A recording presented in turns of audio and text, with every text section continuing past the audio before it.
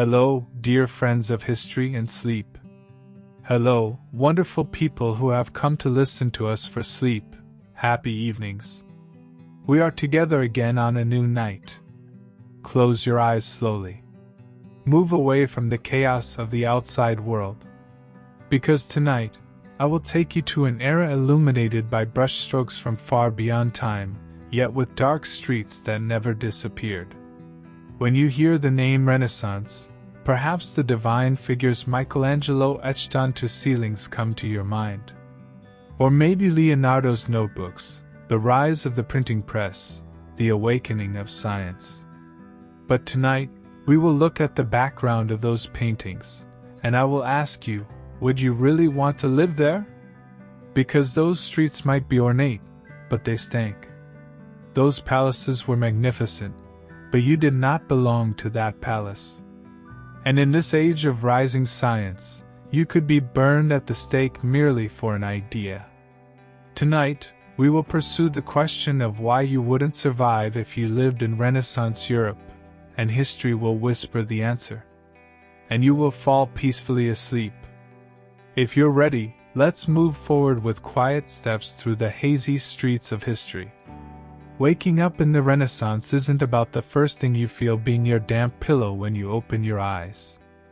Because you don't even have a pillow. You've been laid to rest on a straw-filled sack, and the itching you feel on your back is the morning greeting from the bugs living inside it, not from the bed itself. Being an average person in Renaissance Europe is so difficult it would make you grateful for even your worst morning today. The thing you call a house is a one-room shelter made of stone or adobe. There is no heating system. Maybe there's a hearth in the corner, but assuming it went out during the night, your body wakes up nearly frozen with the first light of dawn. That's how your day begins. You look for a mirror, perhaps, but mirrors aren't things found in every home in that period. Finding water is an issue anyway. Where will you find clean water to wash your hands and face? If you're lucky, there's a fountain near your house. But then it's your turn to carry the bucket. So, right after waking up, it's not bodily hygiene but a physical struggle that begins. Now let's get to the real issue. The call of nature. Toilet. Forget that word. Forget that luxury. The concept of a toilet in its modern meaning had not yet formed in Renaissance Europe. Even in royal palaces, they used stone gutters opening to the backyard or hidden chairs instead of private rooms. If you were an ordinary person, you've done your business during the night in the chamber pot, a kind of commode, sitting in the corner of the room. In the morning, closing its lid and emptying it outside is one of your duties. When you go outside, another reality greets you. The cities are not clean. The sewage dumped into the streets, the garbage, the animal droppings all combine to greet you with a smell that stings your nostrils. People doing their toilet in the street in the early hours of the morning don't pay attention to each other. Concepts like shame and privacy aren't as widespread as they are today. Witnessing a woman urinating in the morning or a man defecating on a street corner is one of the era's usual morning rituals. This lack of hygiene in the cities isn't just uncomfortable, it's deadly. Because diseases spread as a result of this lack of sewage systems. Plague, dysentery, typhoid. With every day you can't perform your morning cleansing, your risk of death increases another step. But for the people of that time, this was normal. Because no one knew any better. Science hadn't advanced. Germs hadn't yet been discovered. The belief in bad air was accepted as the cause of diseases. So people hold perfume bottles to their noses in the morning or burn incense. Maybe they couldn't escape the smell, but these behaviors slightly alleviated the fear of death. At this point, class difference makes itself felt. If you were rich, a servant woke you up in the morning. They emptied the ceramic commode placed under you. Hot water was brought to you before you even opened your eyes. You might even have the chance to wipe your face with lavender water. But even this luxury we're talking about is far behind even the most mediocre hotel room of today. Because technology, hygiene, and comfort hadn't even been born yet. If you were a peasant, the situation was even more dire. You wake up to the sounds of animals. Your first task is most likely to go to the barn, milk the cow, feed the chickens, and if you have a small piece of land, to dig it. There is still no toilet. The pit behind the barn or the bushes are your toilet. You need to be careful there too. It's possible to encounter a snake, a rat, or even another peasant. The concept of privacy is again absent, but the feeling of shame is instinctive. And so, under these conditions, your day begins. You're hungry. The bread in your hand is stale. Be thankful if you find something to spread on it. Maybe a little cheese, a little dried meat. But not always. There's no mealtime culture like breakfast. The hunger that will last all day, combined with your morning physical effort, leaves you tired. You're at the beginning of the day, but your body is exhausted. Don't be deceived by the name Renaissance. The rise of art, the birth of science, the shining of culture were all trapped within the walls of palaces or the stained glass of churches. If you were an ordinary person in this magnificent era, your mornings were lived not like a dream, but literally like a struggle. And perhaps your biggest dream is to wake up one day in a world that actually has a toilet. If you weren't noble, you had almost no rights. Your stomach is rumbling. The morning chill hasn't yet passed. The inside of your house is colder than outside. There's no bread, no soup before you. Just a few leftover onions from last night, and a few pieces of dried barley bread. But worse, you have no right to object to this either. Because you are an ordinary commoner. Your family has no coat of arms, nor are you related to a lord. You were simply born, but born into the wrong class. The Renaissance is a period most of us associate with culture, art, and science. However, behind this glittering image, a class system ruled that trapped people in a cage from the moment they were born. If you were noble, the law was on your side. If not, the law fell upon you like a stone. Your word didn't count in court. If a noble wanted to take your house, you had no right to stop him.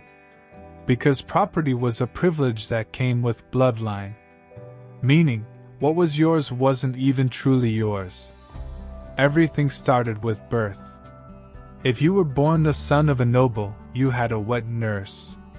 Then you had private tutors, teachers who knew Latin, masters who gave sword lessons.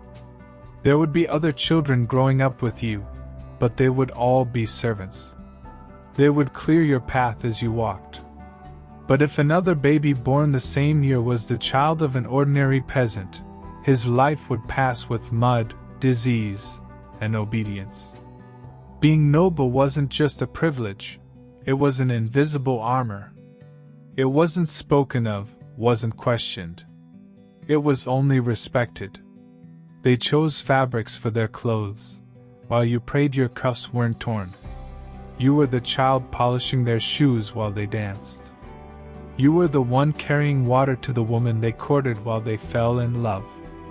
You lived in the same city, but their sun never rose upon you. And it doesn't end here. Imagine a crime is committed. You are the guilty one, but if the other party is noble, no evidence was needed to prove you guilty. Not even testimony was needed. Their word was enough.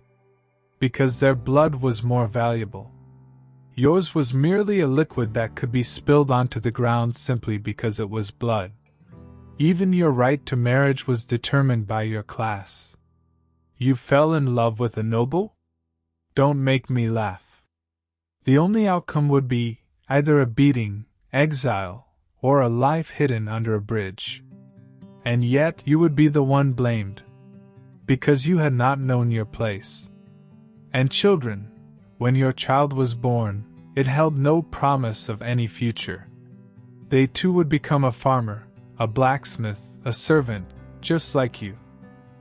Its only purpose was to create a living space for his master's child. He couldn't even play the same games, because even some toys belonged to specific classes. There were classes even in the marketplace. You would stand in line. When a noble arrived, your turn would become his. Even your choice of words was determined by class. Saying, "My lord," to the wrong person could bring trouble upon you. Even eye contact was dangerous. Staring directly at a noble could even be a cause for death. And while all this happened, you had no voice, because they had taught you to be silent. The class you were born into was your nature. It was unchangeable, unquestionable, and unopposable. So you were condemned from the moment you were born. That's why you are absent from the magical paintings of the Renaissance. Michelangelo doesn't paint you. Leonardo doesn't write for you. Because you are from the invisible class. You are one of the millions crushed on that fine line between existence and oblivion, but who make no sound. And now I ask you, living in the Renaissance? Perhaps for art, but for humanity, not at all. Clothing. Looking stylish was a luxury. Being clean was impossible. Imagine standing in front of a mirror. But no, finding that mirror itself is impossible. Because in the Middle Ages, a mirror was a luxury belonging to the nobility. The brightest thing in which you could see your face clearly might be a puddle of water, and that puddle was probably muddy. You had clothes, of course, but only 2 sets. One for daily work, the other for Sunday Mass or funerals. Each was sewn from coarse wool fabric. It was heavy, itchy, and constantly remained damp. They weren't washed. There was no water to wash them with anyway, nor soap. Water wasn't for cleaning, it was for survival. You needed to drink it. So you wore your clothes for months, sometimes even years, in the same state. On cold days, the only thing that would keep you warm was these thick fabrics you wore in layers. But when summer came, things changed. Because now sweat and grime would accumulate on your skin like mud. The lower classes had no underwear. The only hope for cleanliness was the public baths held at certain times of the year. But even going there was an adventure in itself. They were far, crowded, and dangerous. Now let's talk about shoes. If you had a pair, you were lucky. Most people, especially children, went barefoot. You were in direct contact with mud, stones, and thorns. Even if you had shoes, they were made of leather. But there was no insole. They were damp and stank. They would rub and create sores on your feet, but you still had to wear them. Now let's look at the nobles. Their clothes seemed to come from another world. Silk, velvet, lace. Their clothes weren't just for protection, they were also used as a class indicator. Even color was a symbol of wealth. Vibrant colors like red, purple, and gold yellow were only for the rich. The dyes used to obtain these colors were so expensive that one outfit could cost almost as much as a house. There were sumptuary laws. Yes, you heard right. The state told you what to wear. It was defined by law. If you were a farmer, you couldn't wear silk. If you were an artisan, you couldn't wear a certain hat. Because this was a barrier defining class boundaries. The clothes you wore showed who you were, and you could not cross that boundary. And what about women? For them, things were even more complicated. A woman was supposed to look clean, elegant, and modest. But with what water, what soap, what fabric? They had to cover their heads. If their hair was visible, they were considered immoral. But even finding a clean enough cloth to cover their hair was a problem. So you might have to tie a piece of an old sack around your head. And the smells. While the streets stank like sewers, people's bodies weren't much different. Body odor was so normal that people would spray herbs, incense, or even vinegar on themselves to cover it. Perfume? That belonged to the palaces. Your smell? No one even cared. Shaving? Razors were expensive. There were no barbers. If there were, they were for the nobility. A toothbrush? No. Your teeth would gradually blacken and even fall out. But no one would judge you for it. Because everyone was the same. Being clean wasn't a luxury. It was impossible. Despite all this, people loved to dress up. For the people of that time, being clean might have been impossible, but having neat clothes meant gaining a bit of respect. So they tried to dress neatly, even if patched. And now let's ask. Would you want to look stylish in Renaissance Europe? Maybe yes. But if you want to be clean, you should go to the future, not the past. Dancing with hunger. What did the poor eat, while the rich feasted? You're hungry. It's been hours since you woke up, but your stomach is still empty. After a sleepless night in a stone-walled room without a stove, it's finally mealtime. So what will you eat? Go on, tell me. Do you have wheat at home? Butter, meat, milk? No. Then you are one of the millions of poor people living in Renaissance Europe, and for you, this is the beginning of yet another day spent with hunger. When we say Renaissance, most of us think of generous meals, long banquet tables, and royal feasts. But this was only for the upper class. For the masses, food was a difficult struggle for survival. The lower classes typically only had 1 or 2 meals a day, and these meals consisted of dried bread, some boiled grains, and rarely a few beans or onions. Bread was the staple food, but not everyone ate the same bread.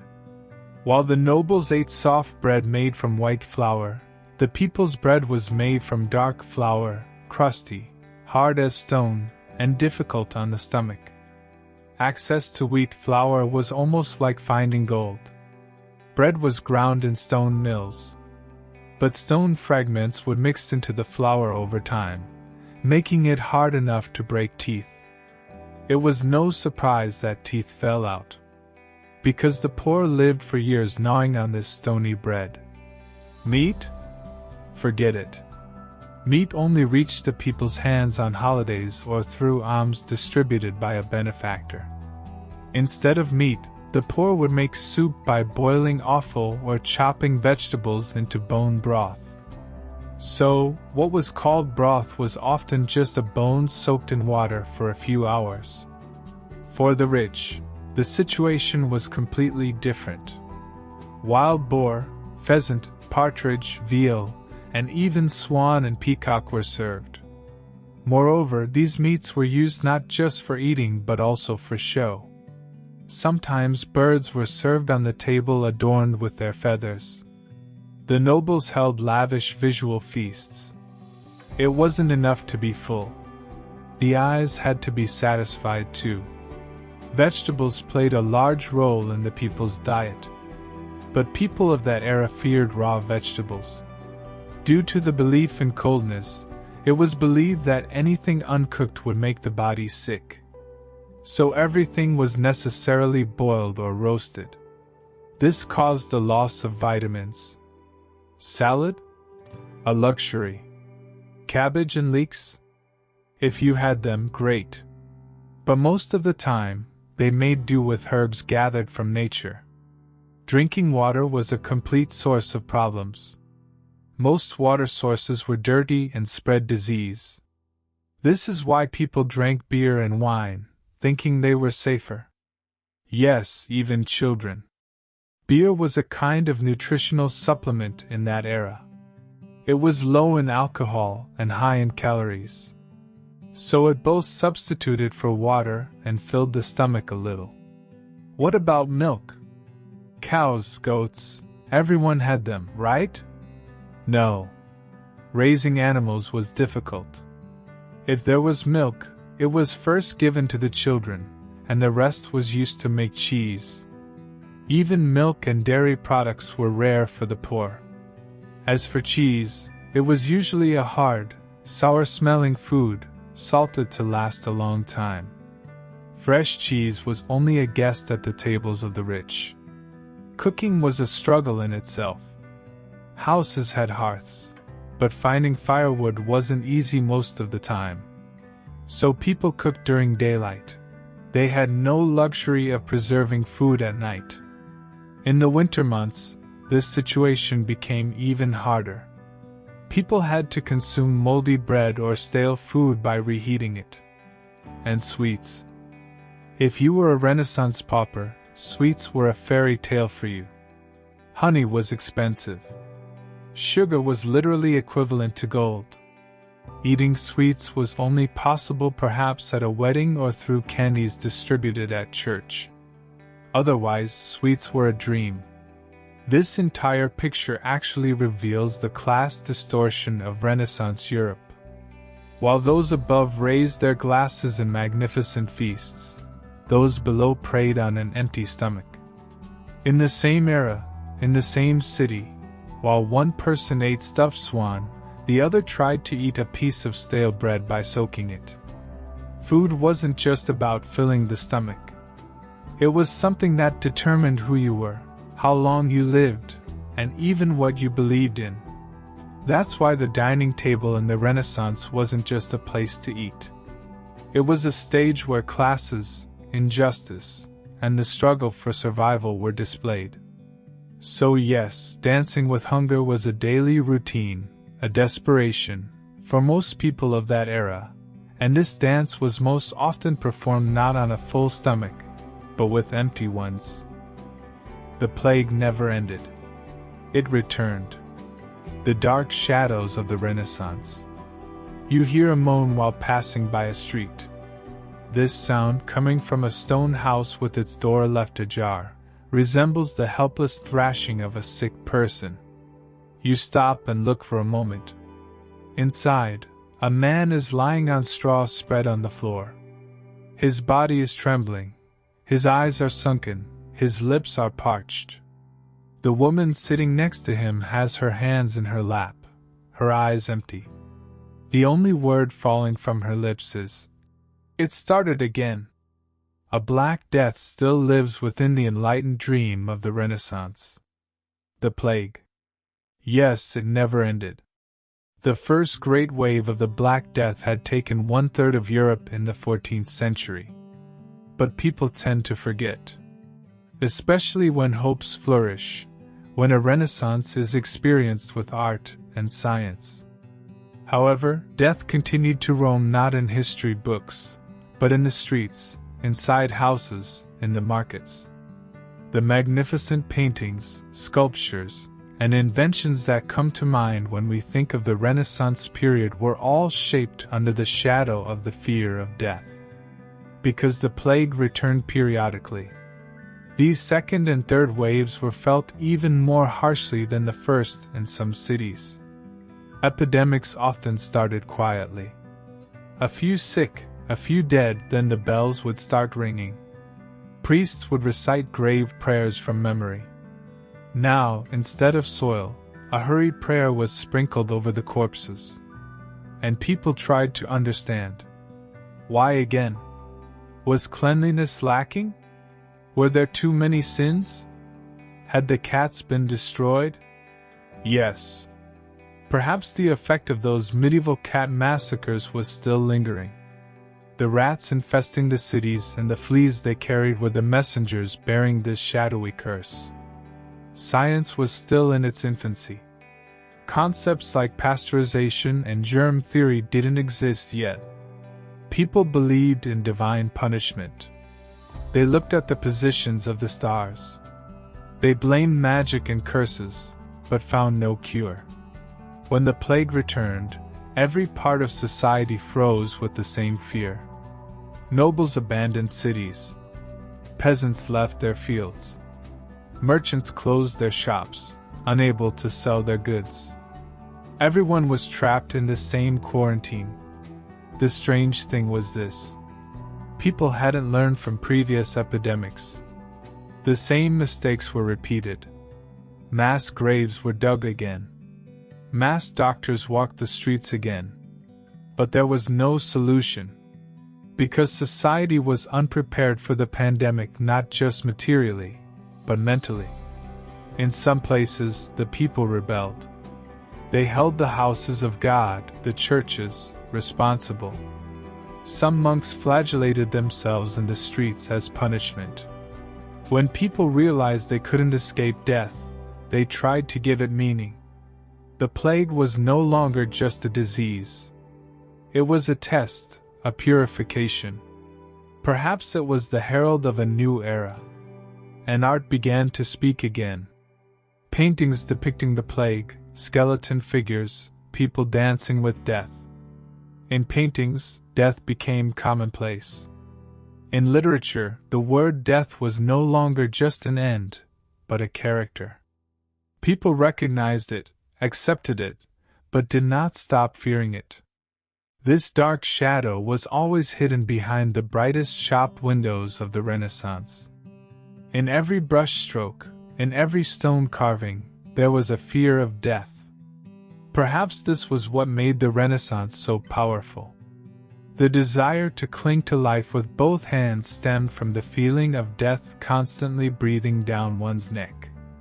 The plague never ended. It just took a break, and Renaissance Europe had to learn to live with this reality. Art sprouted in the streets where corpses were carried. Music echoed amidst silent screams. Hope was sought like a candle flame in the darkness. But no one forgot.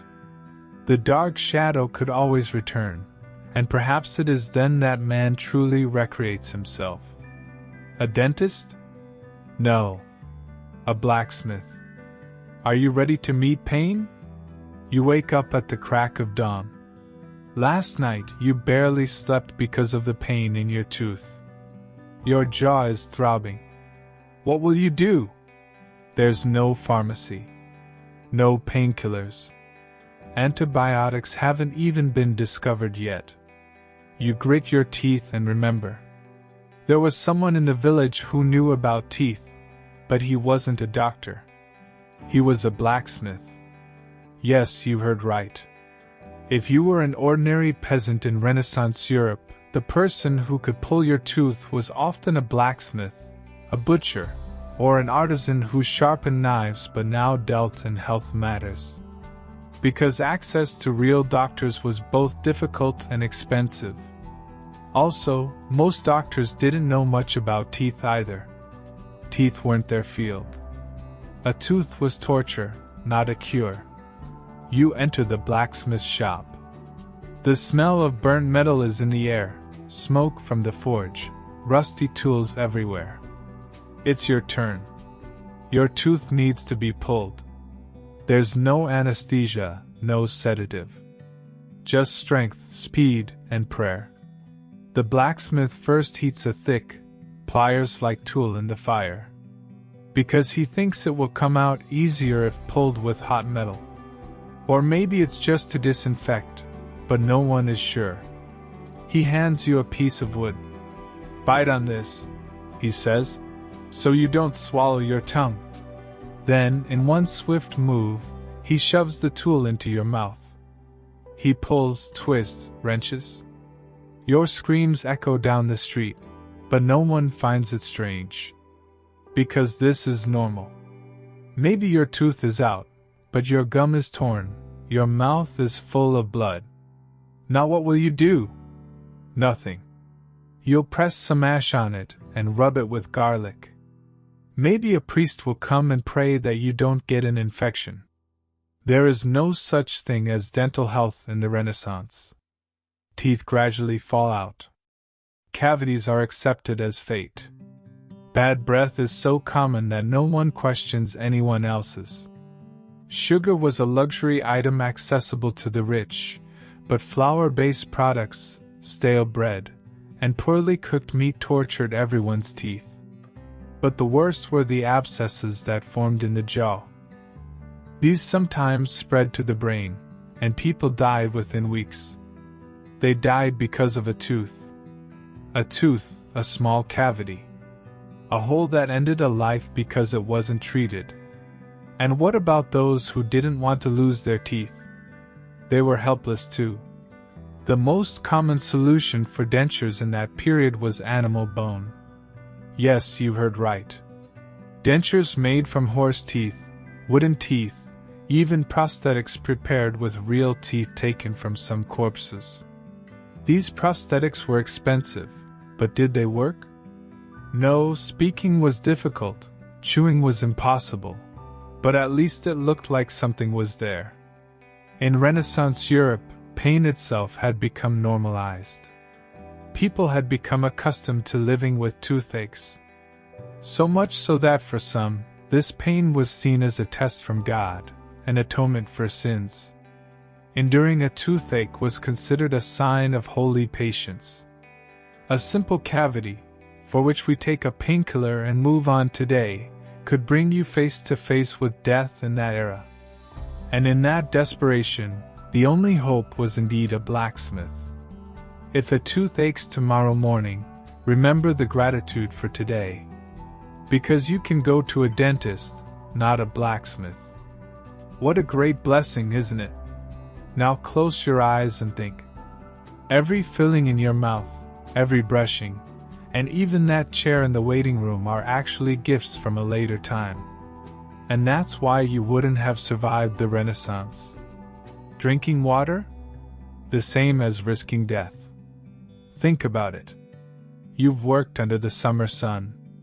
Sweat drips from your forehead. Your throat is parched. You're longing for a sip of water. You look around, but there's no fountain, no bottle. There's certainly no modern water purifier. In front of you is only a murky, stagnant puddle or perhaps a bucket. But you know that this water is more likely to bring you disease than quench your thirst. Drinking water in Renaissance Europe was almost like suicide. Because in that period, water was not the source of life but death in disguise. The drinking water back then didn't come from fountains in city centers but often from wells behind houses or nearby streams.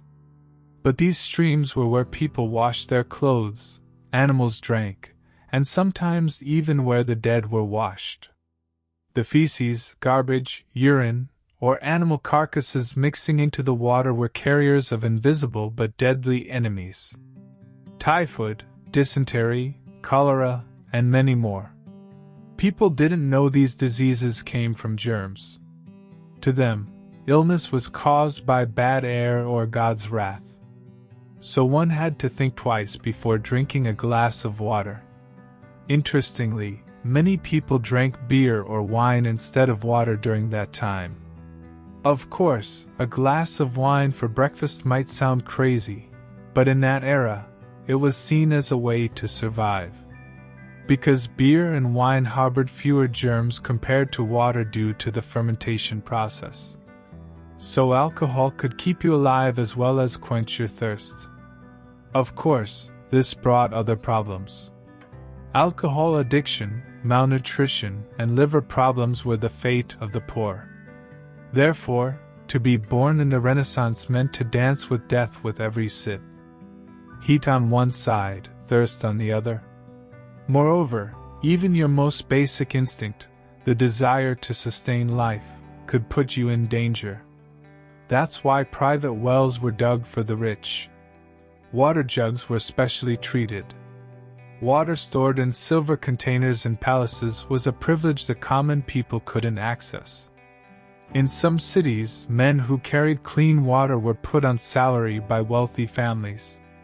Their job was solely to bring safe drinking water to the lady of the house or the children. If you were poor, you drank whatever you found. If you were lucky, you just got a stomach ache. If you were unlucky, your grave was dug. In an era where water was so dangerous, talking about a concept like hygiene was almost impossible. Hands were wiped with cloth rags, not washed with soap. Teeth were poked with wooden sticks instead of meswak, chewing sticks.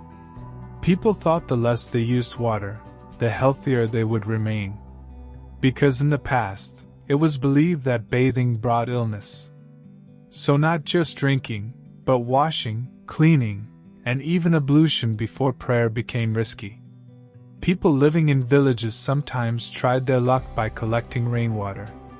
But in the cities, even this was nearly impossible. Because the places where rain collected were usually covered in mud and filth.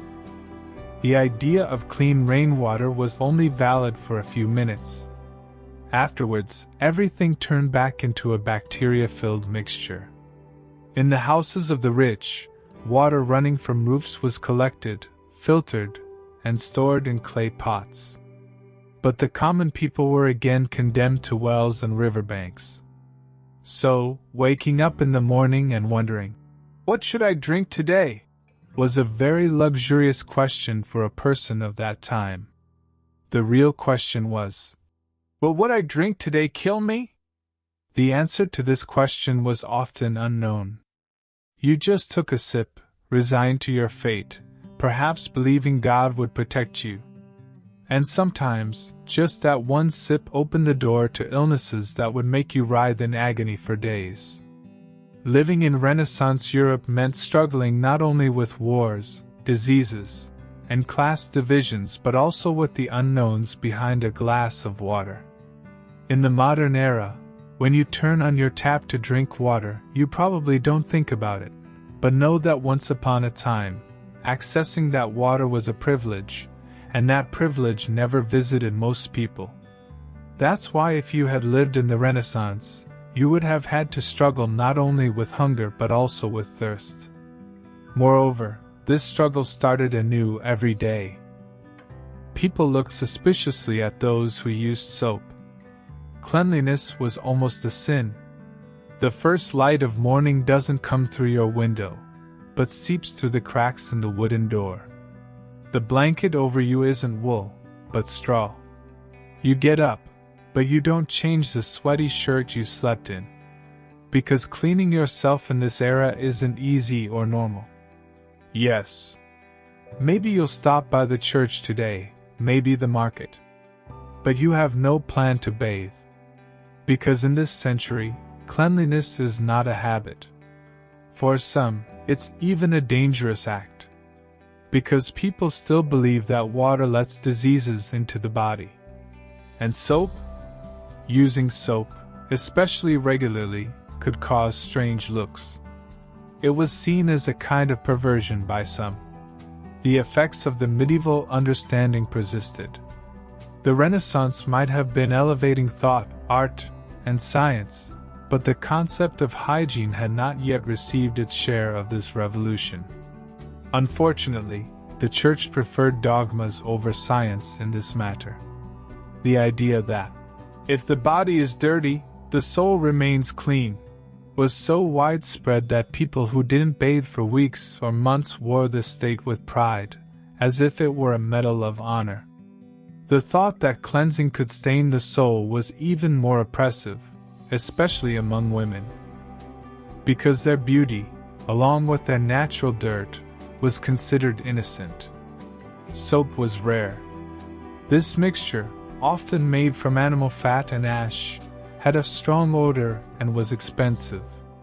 Its production was also limited. Since it was only accessible to the wealthy, using soap was, in a sense, an indicator of peculiarity, not wealth. The poor made do with river water instead of soap, but only a few times a year. Otherwise, smelling bad was an ordinary condition in this era, and the worst part was that no one was bothered by it. Perfume? That was also a kind of mask. Especially in French courts, women and men preferred to apply scent instead of bathing. The scent was to mask the smell. People who couldn't access cleanliness tried to purify themselves by covering up odors. If someone among all this used soap, what happened? Eyes turned to them. They were looked upon with suspicion. Who is this? Why is he bothering with such things? What is he hiding? The whispers would begin. Because the unfamiliar is always frightening. Among the common people, someone who washed with soap was seen as someone too concerned with their body, narcissistic, or perhaps even morally slippery. Yet, a soap body could be the key to a healthier life. But very few people knew this, and that minority was suppressed by the majority. Because accessing knowledge was difficult, and standing against traditions was dangerous. The churches approached the issue of cleanliness very cautiously. In Christianity, baptism is performed with water, but aside from that, the body's encounter with water was only encouraged in special circumstances. Even nuns and priests bathed very rarely throughout the year. In fact, in the life stories of some saints, it was told as a point of pride that they never bathed. This thinking influenced the people as well. People began to think not about when they should bathe, but about when not bathing would be rewarded. Amidst all this, life wasn't easy for someone who used soap. Being clean was equivalent to being a sinner in some places. And if you were born in such an era, while trying to purify your body, you might have to face society ostracizing you. Perhaps you just wanted to smell a bit better, but people weren't at a level to understand this, and you would learn over time. In Renaissance Europe, there was not so much a need for cleanliness as there was a habituation to smell. People were concerned not with washing their bodies, but with washing their thoughts. And perhaps you encountered soap. Perhaps you learned what it meant to bathe, but those around you were still living in the past with their old smells. That's why you had to be careful when you had soap in your hand. Because cleanliness could leave you alone in this era. If you clash with religion, you are burned.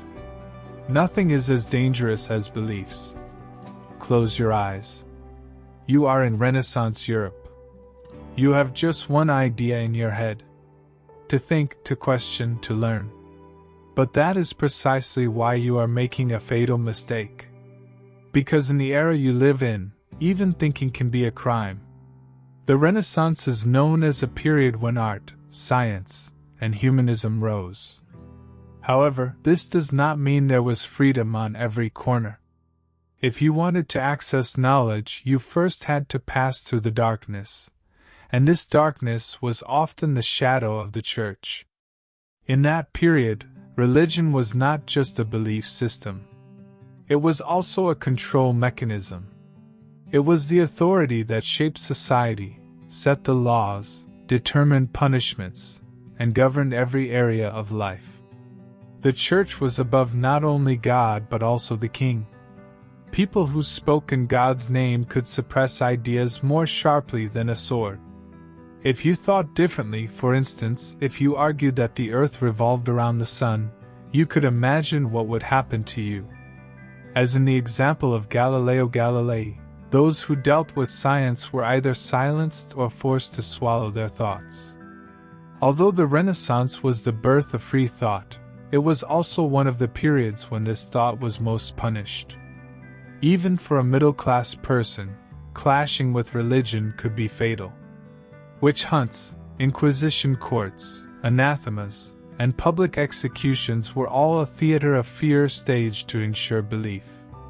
To be tried in these courts often meant being declared guilty from the very first day. Evidence was not sought. Confession was extracted. Through torture, starvation, or the claim that you had misinterpreted religious texts. So, in the Renaissance, you had to think 10 times before expressing your ideas.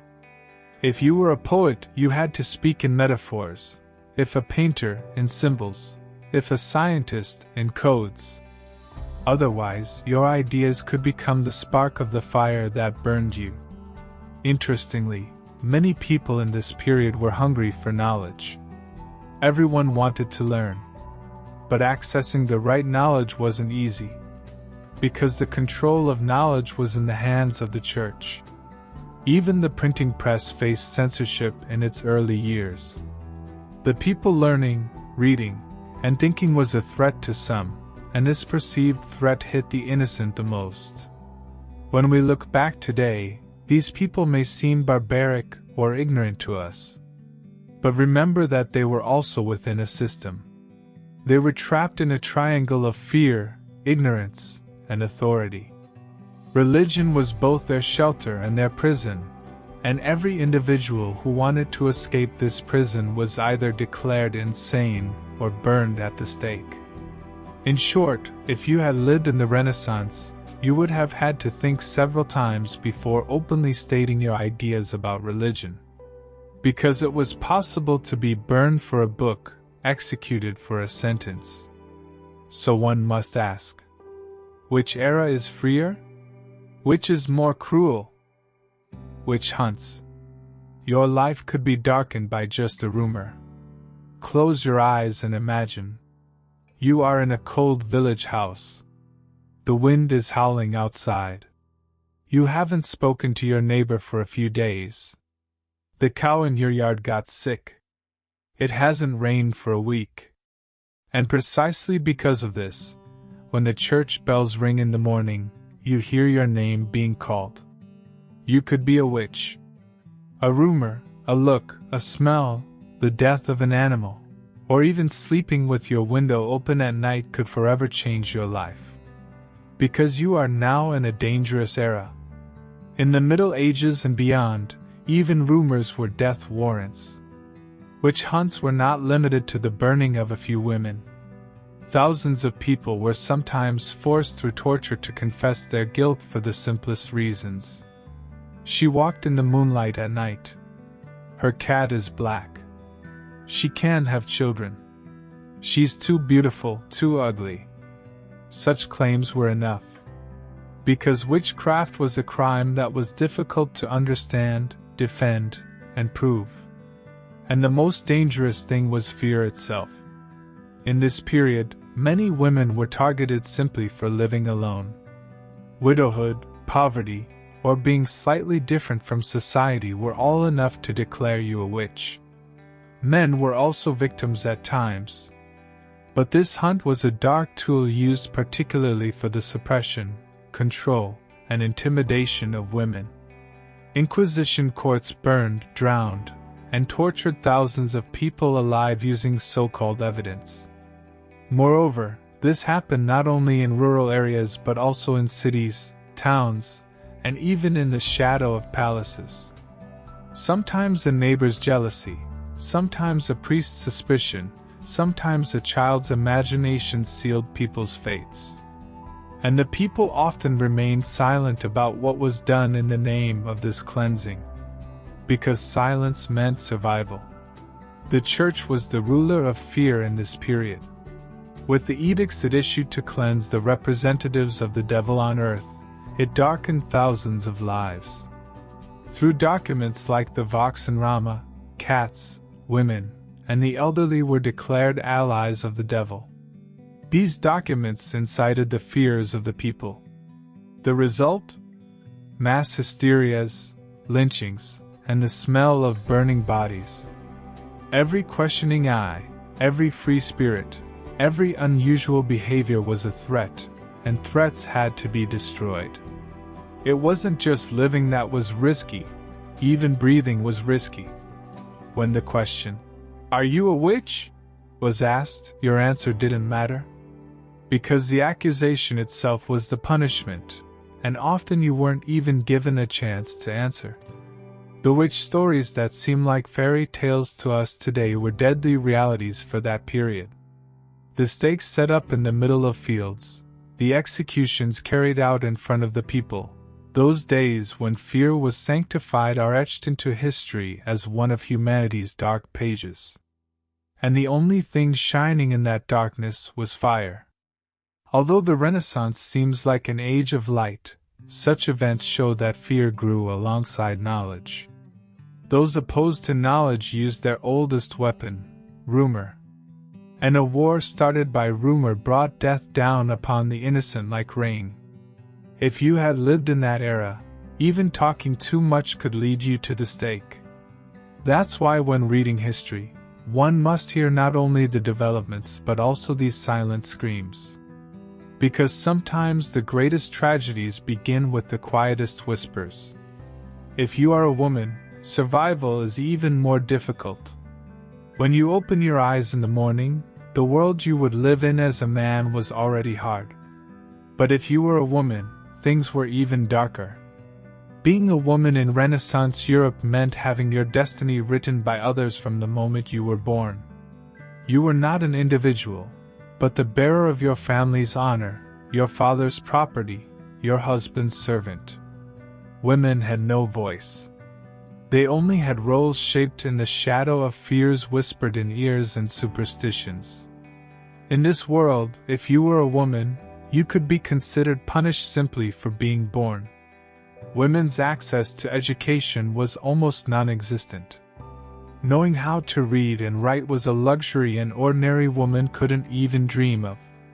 They were not expected to develop their intelligence, express opinions, or have a say in society. They were expected to be silent. A woman's greatest virtue was her obedience. If you were different, talkative, or curious, this brought you one step closer to being a witch. Because society was inclined to see a woman who didn't conform to norms as either insane or a servant of the devil. Women were usually married off at a very young age. Being engaged at 14 to 15 and having given birth to 5 children by the age of 30 was normal. Dying during childbirth was quite common. There was no medical help. You couldn't trust anyone but midwives. And if your birth didn't go normally, it was believed you were a sinner, that God was punishing you. So, while writhing in pain, you were ostracized both physically and spiritually. Women were also rarely allowed to work. If you came from a noble family, you were busy sewing and praying at home. If you were from the lower class, you worked in the fields or sold goods at the market. But despite this, you were still responsible for protecting your honor as the woman of your house. Your honor could be stained even by a rumor.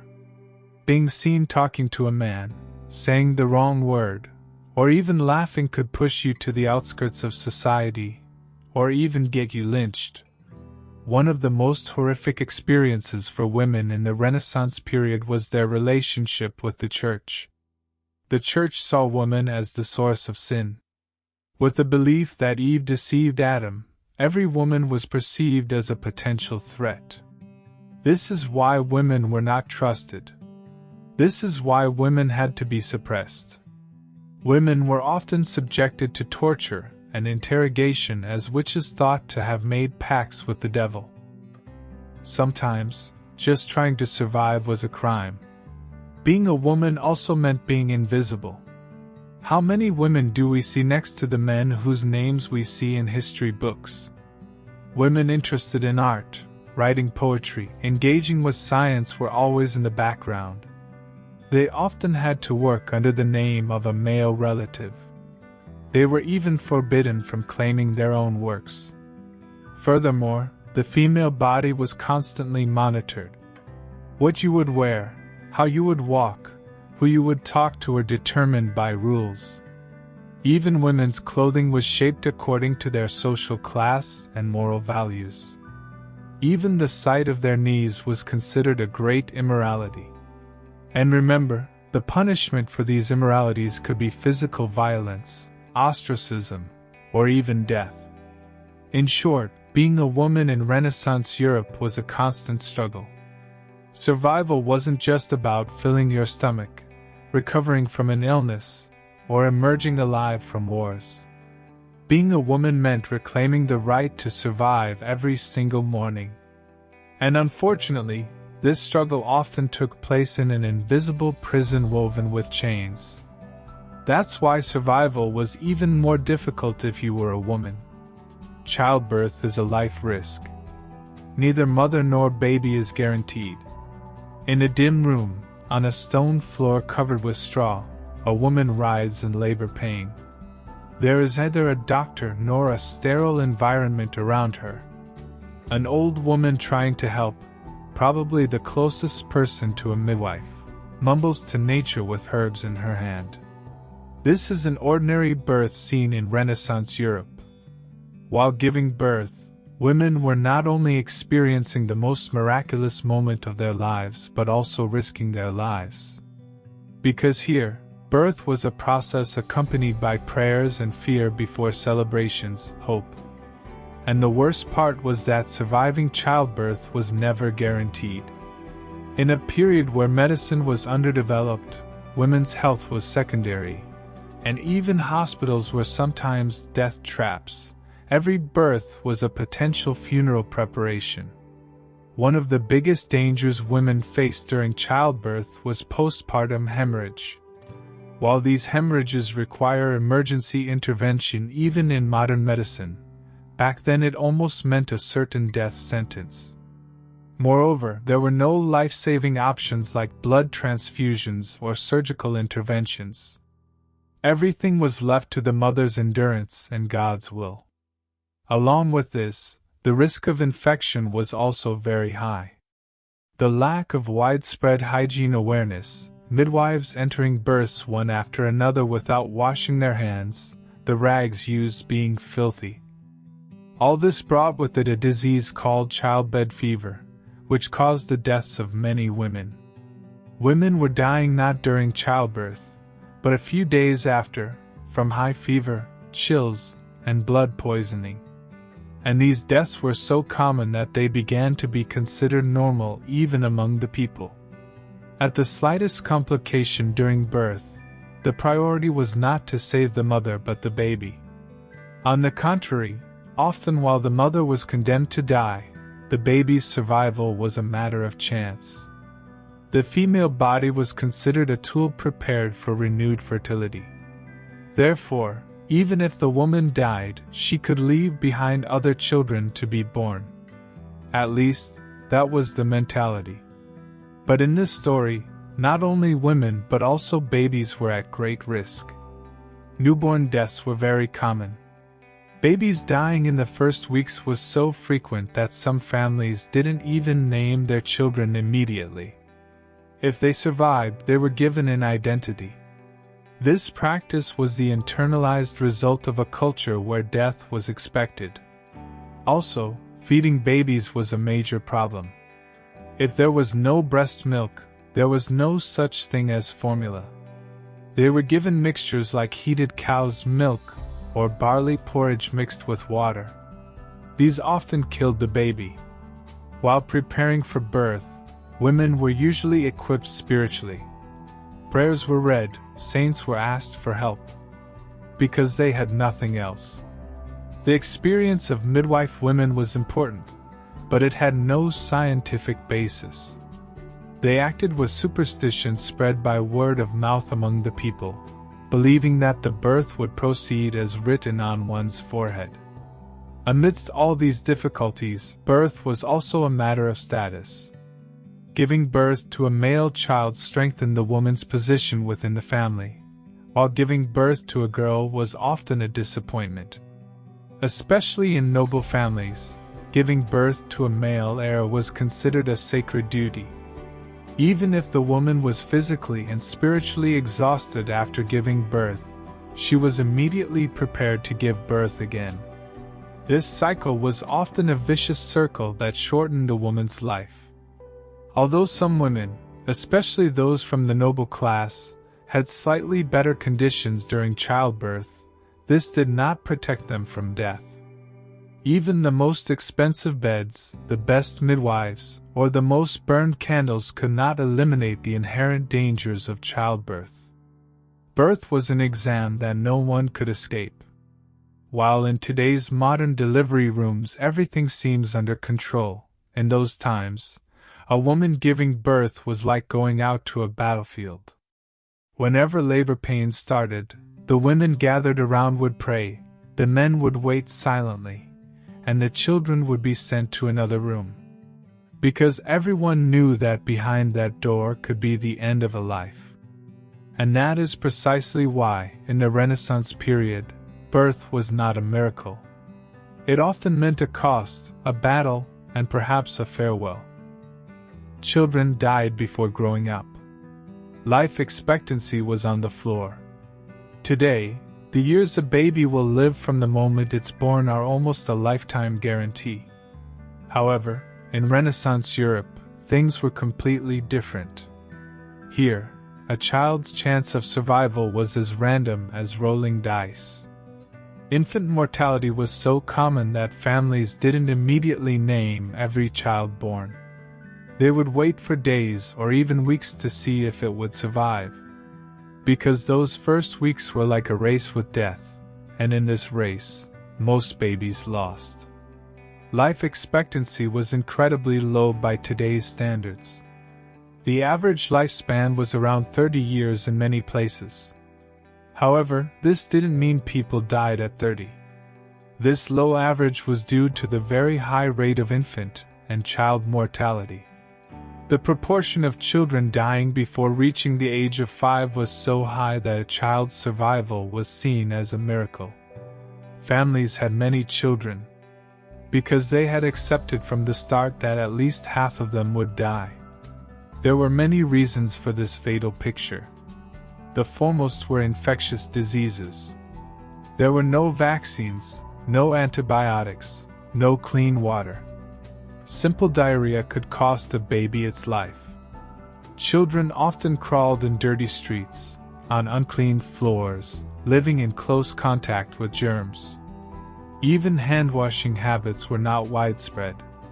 If the mother's hands were dirty, every touch to the baby was a mortal risk. When the hygiene conditions during birth were added on top of all this, it was truly a miracle for newborns to keep their eyes open to life. Another major threat was hunger. Famines frequently occurred in Renaissance Europe. Agriculture was particularly inefficient in rural areas. Food preservation methods were primitive, and one bad harvest could cause thousands of people to struggle with hunger. Babies couldn't develop properly because they weren't fed enough and became vulnerable. Breast milk depended on the mother's own health. A malnourished mother's milk would also be weak. This cycle turned into an inescapable wheel of poverty. Medical knowledge was almost non-existent. No specific knowledge base had developed for childhood diseases. When a child had a fever, they were wrapped in steamed cloths, prayers were read, and at most, herbal teas were given. Sometimes, treatments like bloodletting, which would further weaken the body's already weak defenses, were applied. Doctors didn't so much cure children as they quickly buried them. Because a large part of society saw these deaths as fate and didn't question them much. Society's view of children was also very different from today's. There was no concept of childhood in the modern sense. Children were seen as small adults. They were put to work before they could even walk. However, this working life also made them more exposed to external threats. Although factory chimneys weren't smoking yet, fields, workshops, and marketplaces were heavy on children's bodies. Children who fell, got injured, or fell ill were often left to their fate without treatment. Among all these difficulties, the children who survived were usually more resilient, tougher. Life educated them at a young age, making them immune to pain. But no matter what, for families, a child's survival was always a miracle. That's why the celebrations, naming ceremonies, and first-step gifts for children were much more meaningful. Because these were also celebrations of moving one step further away from death. Being a child in Renaissance Europe meant constantly fighting a battle for survival. Looking from today's sterile, protected, health service-equipped world, that period may seem unbelievable. But every line of history whispers how great the battles these small lives fought in the past were. A childhood where it was uncertain whether you would be alive tomorrow. That was the reality of the Renaissance. Now think, if you had been born in that world, how old could you have lived to be? Art is everywhere, but education is only for the elite. Imagine waking up and encountering the morning light seeping through the wooden beams. You are in an Italian city at the heart of the Renaissance. On every corner, traces of Michelangelo. In every alley, young people dancing with music. Sculptures, paintings, frescoes. Yes, art was everywhere, but something was missing. Education. Because that era sanctified art but was not very intent on sharing knowledge. Knowledge was power, and power was the right of only the chosen ones. The knowledge circulating among the people was often hearsay. Knowing Latin was required to read holy books, and this knowledge was also exclusive to nobles, clergy, and the court circle. The number of people who could read and write was so low that if even one person in a village could read and write, that person was considered a sage. The people had to rely on stories told through pictures, church sermons, and legends. Because no one had given them that right. If there were educational institutions, they were either church schools or academies established specially for the children of wealthy families. The knowledge taught in these places was also limited. Subjects like philosophy and astronomy were mostly considered dangerous. They were particularly viewed with suspicion by the church. Think of what happened to Galileo. He was nearly excommunicated for saying the sun was at the center. The cost of accessing knowledge was heavy. In this period, the children of the lower classes learned crafts instead of education. The blacksmith's son became a blacksmith, the tailor's son became a tailor. Their lives were imprisoned in the class they were born into. For them, even dreaming was a luxury. They couldn't hold books in their hands, because books were both scarce and expensive. Copying a book could take months, and its price could equal a family's annual income. For women, the situation was even more dire. If you weren't from a noble family, learning to read and write was almost impossible. Women who engaged in art were the exception, and they often remained in the shadow of male relatives. A woman being a painter, writer, or scientist would encounter both religious and social obstacles. They were only expected to marry and raise children. However, despite all this inequality, art was a magic spell that the people watched with admiration. Stories were told in the frescoes of cathedrals. Music echoed in marketplaces. Theaters were entertainment for the rich, but could sometimes reach the common people. Art did not replace education, but it gave a glimmer of hope. Because people could feel it even if they didn't understand it. Some astute artists and thinkers strove to break this inequality. Renaissance humanists acted with a human-centered perspective. There were those who wanted to share knowledge with the people. Teachers giving lessons secretly, thinkers giving public speeches emerged. But this was also often punished. When we look back today, even if we see the Renaissance as an age of enlightenment, that light only illuminated a narrow circle. The rest remained in the shadows. Education was part of power and was not shared with everyone. That's why, while surviving was already difficult in that era, if you wanted to access knowledge, you had to make a much greater effort. In this world where art reached everywhere but education belonged only to the chosen, even being curious was an act of courage in itself. If you had lived in that period, art might have fascinated you. But to truly grasp the meaning of that magic, you might, unfortunately, have been born into the wrong class. Medicine is practiced according to the stars. Your doctor is the same as your astronomer. When you go to the doctor today, they ask you questions. They request tests. They investigate the cause of your illness and treat you with a diagnosis based on science.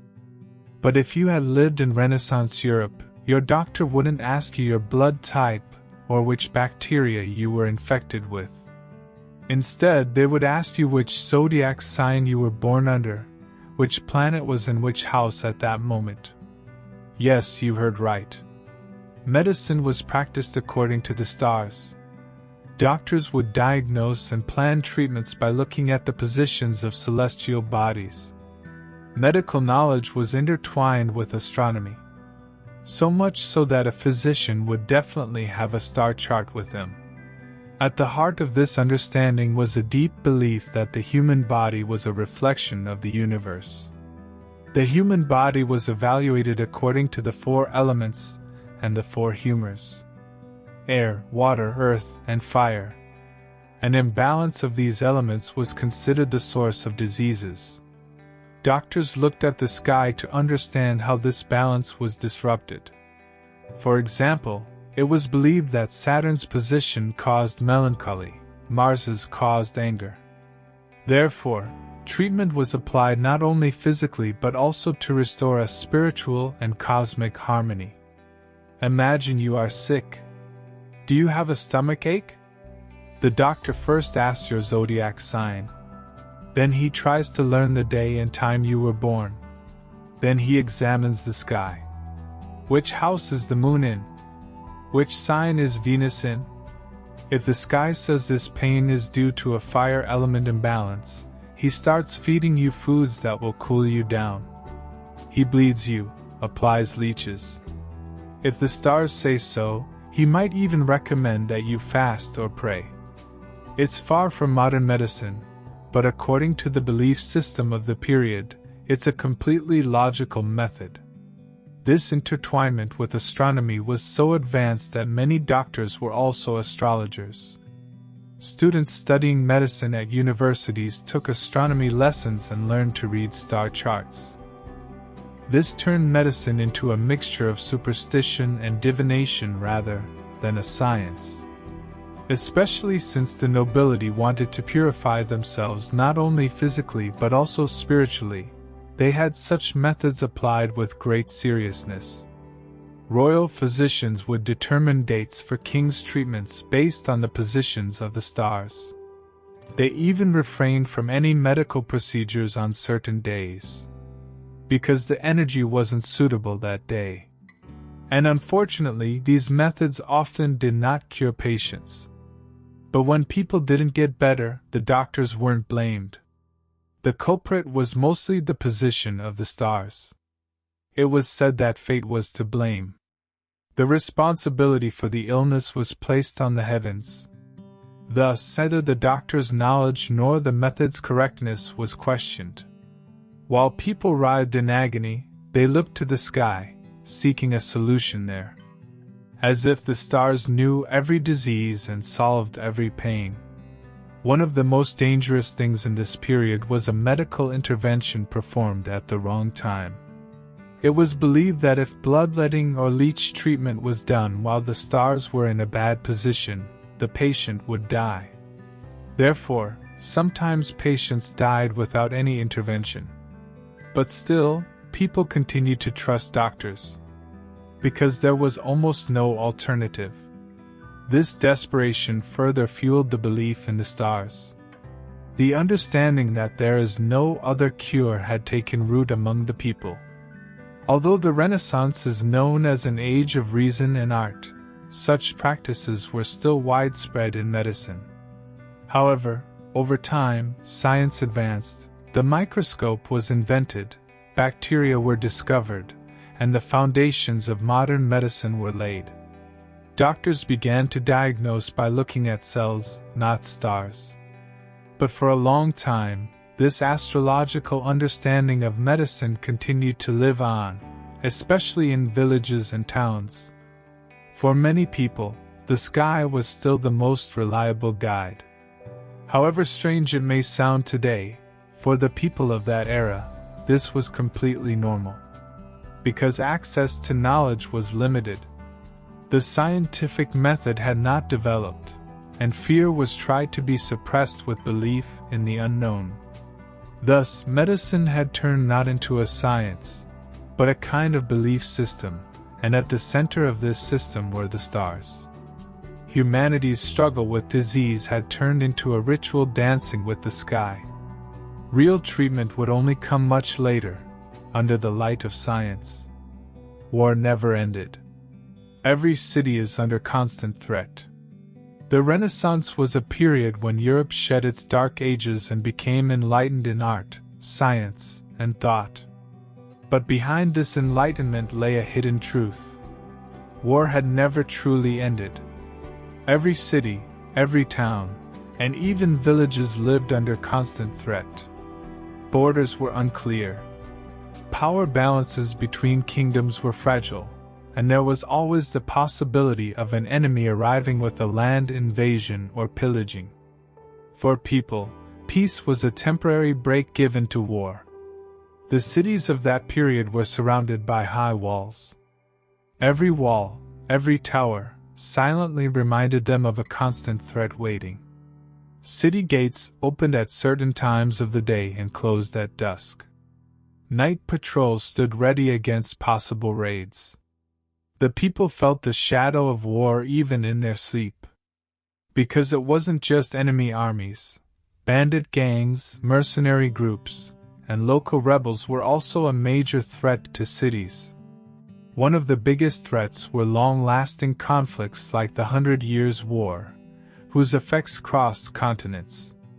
This long war between France and England directly affected not only soldiers but also the civilian population. Fields were burned, villages emptied, people displaced en masse. Women and children had to protect their homes as men went to war.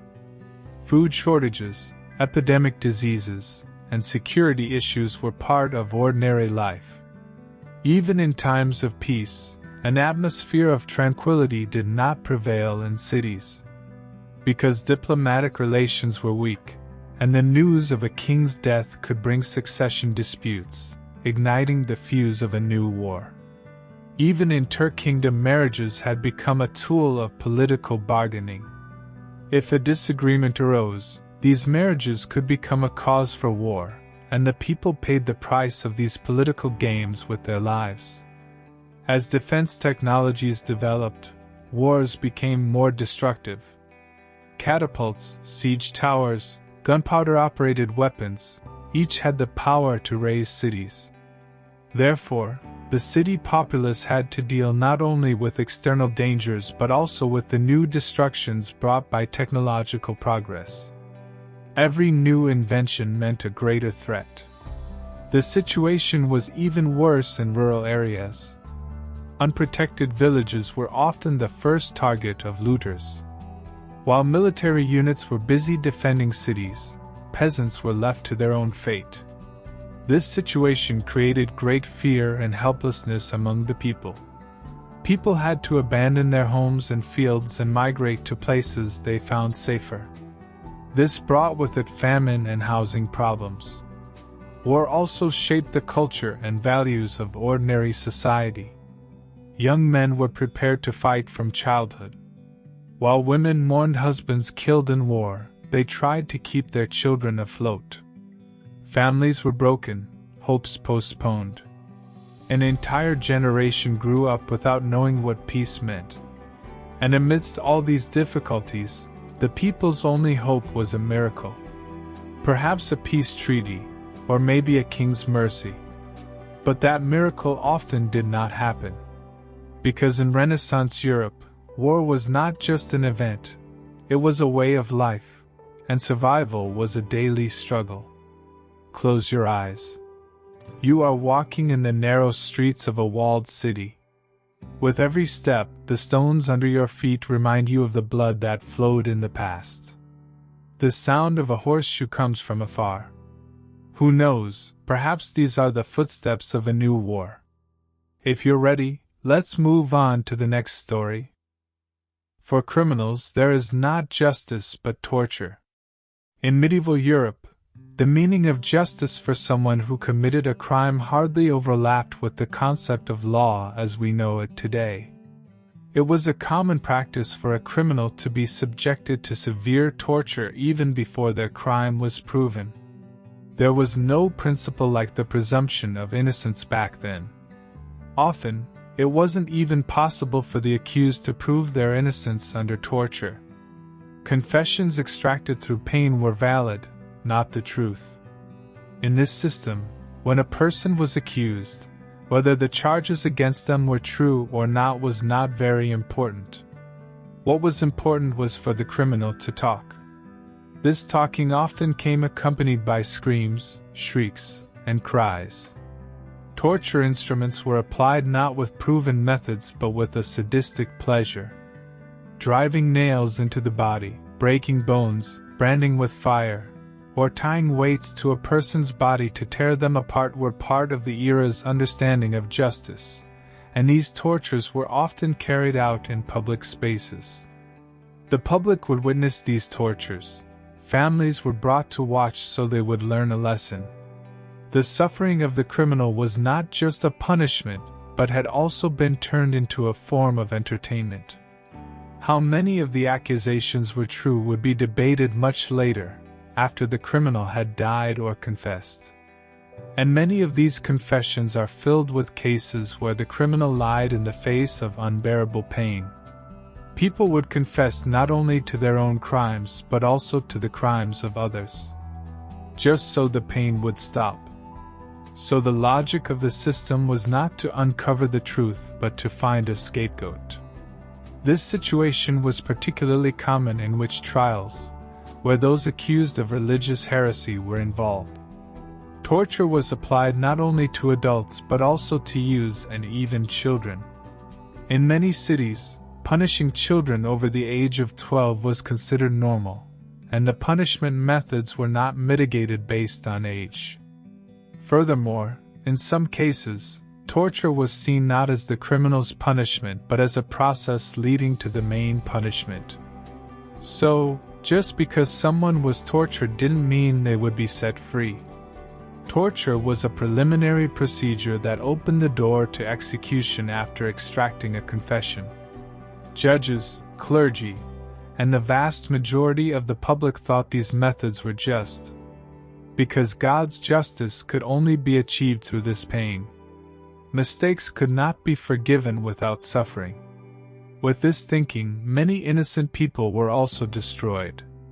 Because anyone thought to be doing the devil's work was condemned to suffer without question. The places where torture was applied were also part of this order. Damp dungeons, dark cellars, stinking narrow spaces, stone walls echoing with screams of pain. The tortures carried out here created not only physical but also spiritual collapse. People could never be the same after leaving these rooms.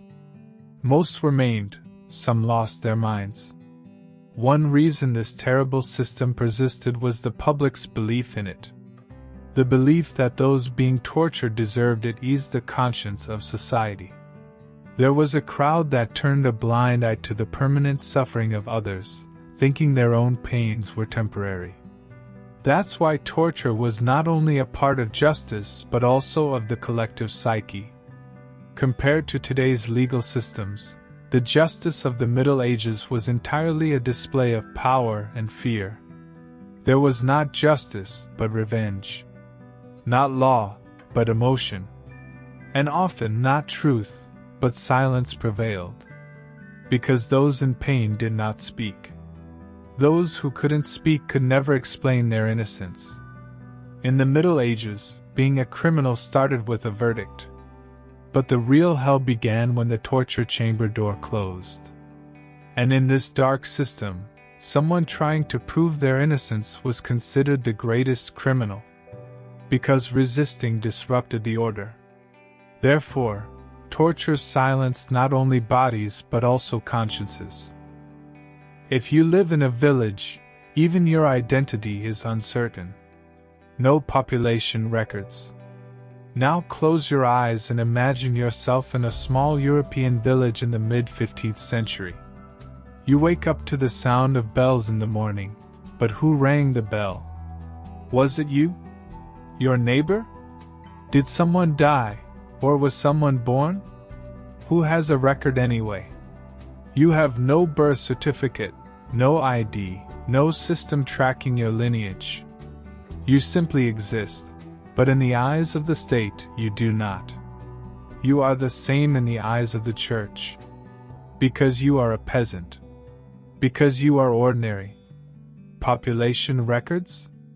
That was something kept only for the royal family and clergy. In this period, even those living in cities had a hard time having a record of existence, while in rural areas, this situation was left entirely to personal memories. Your grandmother's date of birth? It was only remembered as just before the Great Famine, or with mystical references like when the red comet was seen. This meant that anyone's age, rights, property, or inheritance relied almost entirely on rumors. Who you were often depended on who knew you.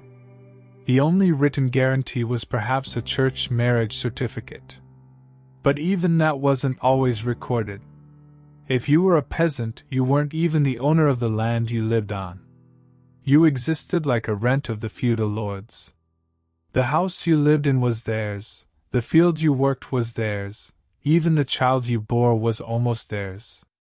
Because you had nothing registered in your name. No deed, no marriage certificate, no inheritance document. There are only oral traditions. Only the stories told by the village elders. But when an epidemic comes, a war breaks out, or if you are missing, the state only remembers you at tax time.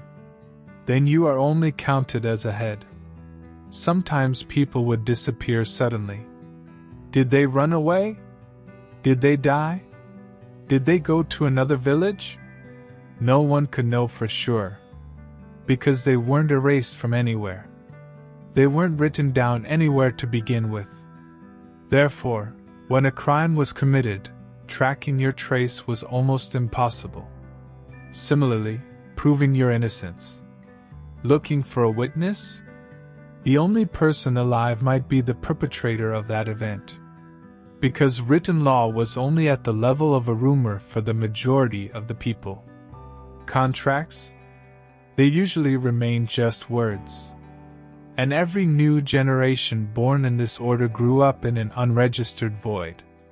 No one, except the state, the church, and the nobles, could know exactly who was born when, died, married, or had children. Everything started with probably, and I suppose. That's why family ties were often ambiguous too. The person you thought was your sibling could turn out to be your cousin. The person you thought was your mother could actually be your aunt. Because who was who mostly lived on only through gossip. Such was the rural face of the Middle Ages. Your identity was ambiguous. Your existence glided through time like an unprovable shadow. Your name might die without ever being written in a church ledger. Perhaps no one would even remember that you existed in this world. So now turn and look. How valuable are today's official IDs, birth records, and genealogies, right? Because once upon a time, even being born required proof. Traveling was like suicide. You could be robbed, you could die. In the world we live in, taking a plane, hopping on a bus, or driving from one city to another is just a matter of time and budget for most of us. But now close your eyes and imagine yourself in Renaissance Europe. Every step is danger, every crossroads is uncertainty. The travel experience offered to us as tourism today was literally a matter of life and death in that era. Because traveling was, in the full sense of the word, flirting with suicide. First, let's start with the condition of the roads. No asphalt, no signs, maps are incomplete, and most importantly, no security. Even main roads were a sea of mud or narrow paths opened by horse-drawn carriages. Especially if you ventured into forested areas. When night fell, the only other living beings besides you would be bandits roaming in the moonlight. Moreover, these bandits didn't just take your money. They took your clothes, your food, your horse, and if you were unlucky, your life too. Robbery wasn't a possibility. It was almost a certainty. What about accommodation? There was no concept of a hotel. There were inns, but most of these inns were dark, dirty, and unsafe. The beds were full of bedbugs and rats. Your food could be poisoned. Your wine was watered down, and you could never know what kind of deal was being made or what kind of fight was going on in the next room. Even sleeping at night required courage. If you got sick, good luck. Finding a doctor in the places you traveled to as a wanderer was almost impossible. Moreover, diseases spread faster to foreign bodies, because your immune system was defenseless against local germs. An injury or infection, if left untreated, could result in death within weeks. Even the simplest knee wound could lead you to death. Furthermore, there was no such thing as an ID. If something happened to you in a village, no one would know you. If a crime was committed and you were innocent, there was no paper or digital record system to prove who you were. Saying, "I'm from such and such city," wasn't enough.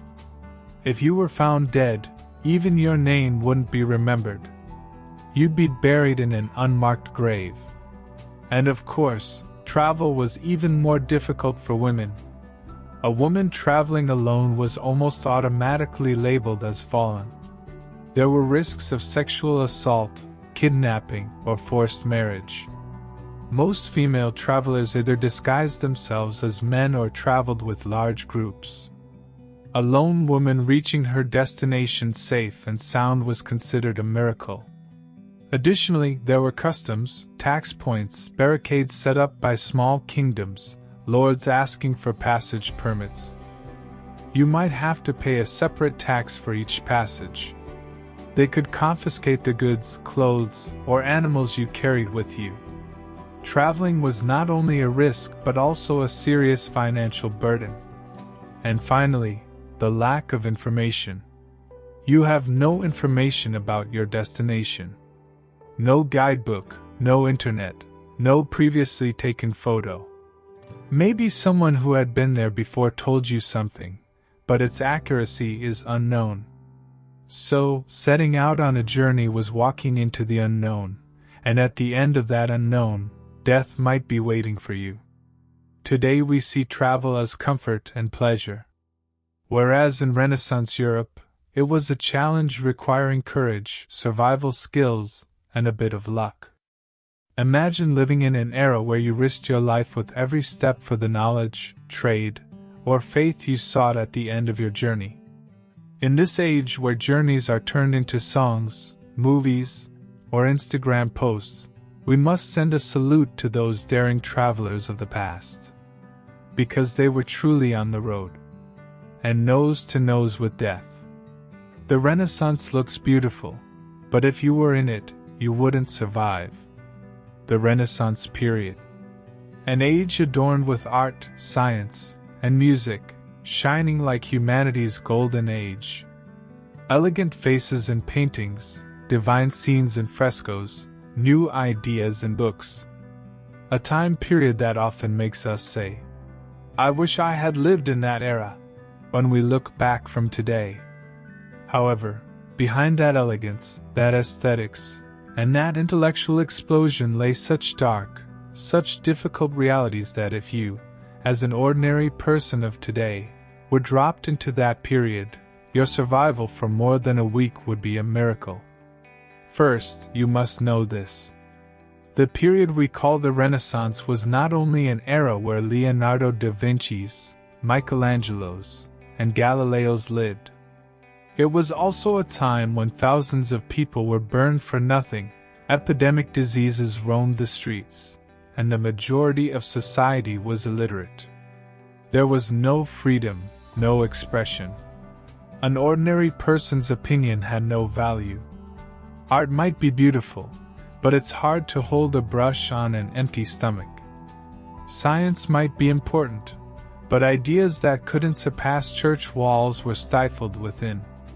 When we say Renaissance, we think of intellectuals walking the stone streets of Florence. But what about the common people? For them, the Renaissance didn't mean much in daily life. A peasant went to the field before sunrise, worked all day. If he got sick, he went to the priest, not the doctor.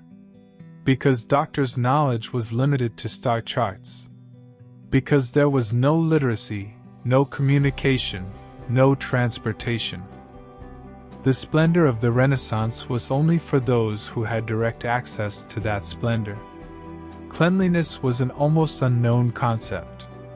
Many Renaissance cities had no sewage system. People threw their waste out of the window. So, while walking in the street, you never knew what would fall on your head. You walked not in mud, but in human waste on your shoes. Soap? It was considered a luxury item. It was only found in the homes of the rich. The poor lived for months, perhaps years, without bathing. This created an ideal ground for the spread of diseases. Being a woman?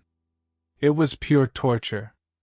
A life deprived of education, devoid of rights, in the shadow of a man. Young girls were married off before even reaching puberty, facing the risk of dying in childbirth. Childbirth itself was a cause of death. There was no sterile environment, no specialist doctor. A midwife, or an old woman would come and deliver the baby with prayers. If you died, it was called fate. If you lived, you were considered lucky. The justice system? Forget it. If you weren't rich or under the protection of a noble, you were considered guilty even if you weren't. Evidence? Witnesses? Such things didn't exist. Just a rumor was enough for a person to be burned, hanged, or exiled. The situation was even more dreadful for women. Accusations of witchcraft were made so easily that living alone, owning a black cat, or even going out at night was enough to make people think you were a witch. Did you decide to travel? Be careful. On the roads of Renaissance Europe, being robbed, kidnapped, or even killed were common occurrences. There were no safe roads. Journeys took days, weeks. There were no maps, no road signs. Without a guide, reaching anywhere was almost impossible. Moreover, accommodation places weren't safe either. The moment you were a stranger, everyone could consider you a potential threat. Suppose you wanted to console yourself with art, but if you weren't an artist yourself, art was still distant from you. Want to read a book? This wasn't possible in a society that was illiterate and had no books. Libraries were only near the church or the palace. The public had no chance of accessing knowledge. At most, what they heard were church sermons. And these were usually based on obedience, fear, and sin. In conclusion, behind that magnificent picture of the Renaissance lies a giant darkness. Of course, this period was a major turning point for art and science. But for ordinary people? No, for them, this era was a time when even survival was a luxury. If you say you wish you had lived back in that time, think again. Because you are looking at the Renaissance from the outside. If you had been inside it, you probably wouldn't have survived. While seeking the light of history, we must not forget its shadows. If these dark but instructive adventures interest you, don't forget to subscribe to our channel and turn on notifications.